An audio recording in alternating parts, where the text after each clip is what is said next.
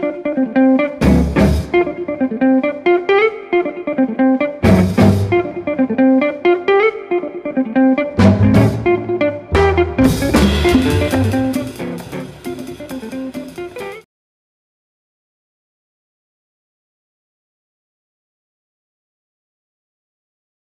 now, the way we are interacting with games is changing, and this could mean games themselves could change forever.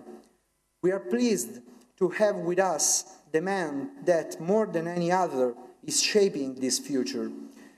He's also the game designer that asked that profound question on games' cultural identity.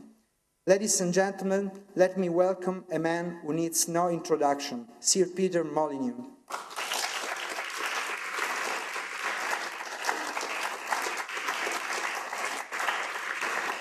Thank you very much. I'm gonna try and talk today a little bit about what I see as the future of this new device called Connect, but I'm really going to be mostly talking about innovation and a little bit about my experiences of the past.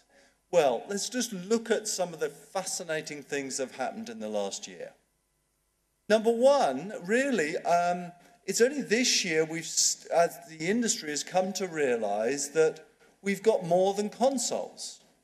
You know, up until about start of 2009, we were predicting, there were people in the industry that were predicting the demise of the PC, predicting that all computer games would be played on consoles, that Sony and Nintendo and Microsoft were the big manufacturers. They seemed unassailable in their stranglehold or their hold on computer gaming. And now, just 18 months later, some amazing and incredible things have happened. Number one is this company came out of nowhere called Zynga.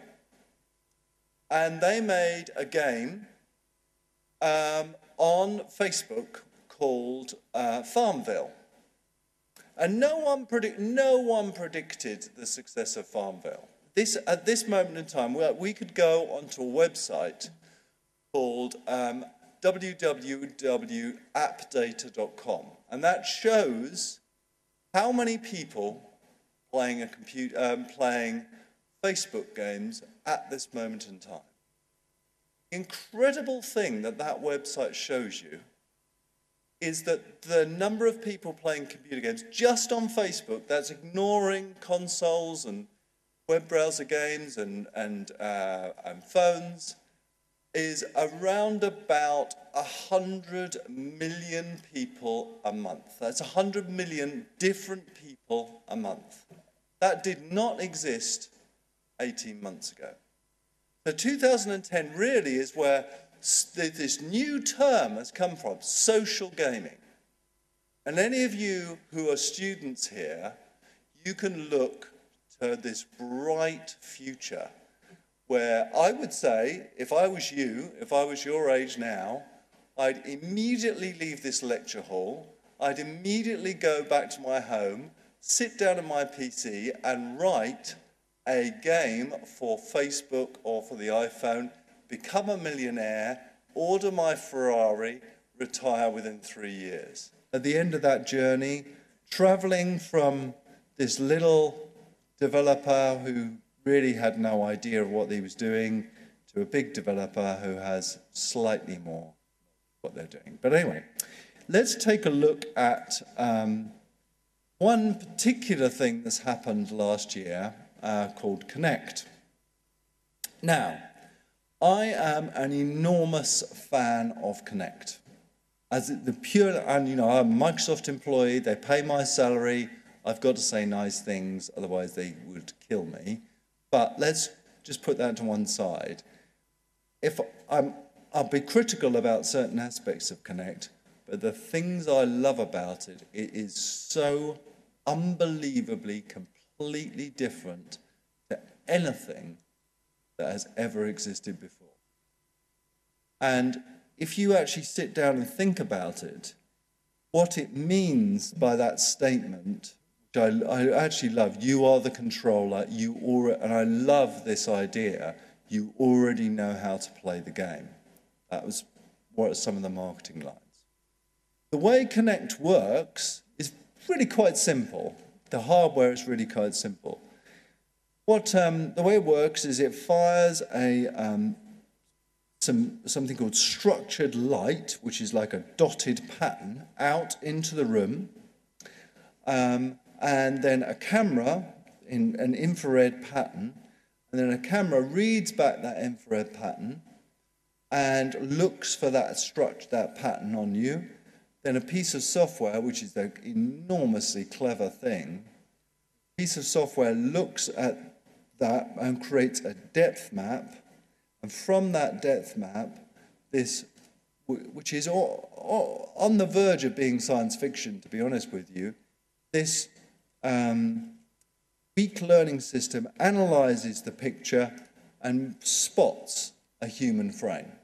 This is Milo, and first of all, the camera is attached to me. I can move forwards and backwards really was and control some of the camera movements, and we're going to play around with this a little bit. AI to drive a character that could start to engage with you. Look around the world. Could we use AI to convince you that you were meeting a real human being? Now, when this was shown, a lot of people thought it was utterly impossible. So I wanted to show this demo. This is someone called Gary Carr. He was, someone I've worked with for years and years and years. He is not doing a press demo here. This is just at the studio, over someone's shoulder. This is not done for you. This is purely done for an internal, but you can see that it's not pre-canned. It is actually working. And I can talk through the way that works. What we've been doing for years and years and years, and because I've been obsessed with this one thing, it's an obsession of mine, the point of absolutely boring everyone to death who I work with. That is the dream of AI. If you saw a film called AI by Steven Spielberg, there was a teddy in it.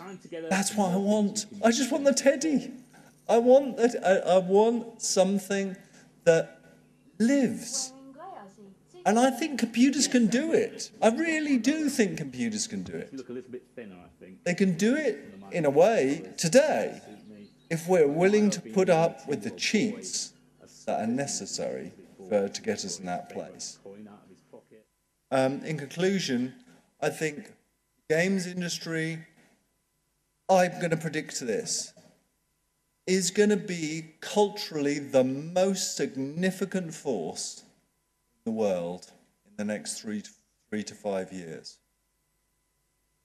I predict that at this, I don't predict, I know, at this precise moment in time, this second, there is more than 100 million people playing computer games. That figure is going to increase. But what you think of as a computer game, who engages with it, how often you engage with it, is going to be completely different, unimaginably different. And to get to that utopia that I'm talking about, we need unbelievably talented people, fresh people in the industry, new designers, new programmers, new artists, to think in the most brave way, to be insane with their innovations. Like the Minecraft, and if no one's seen Minecraft, go and look at Minecraft.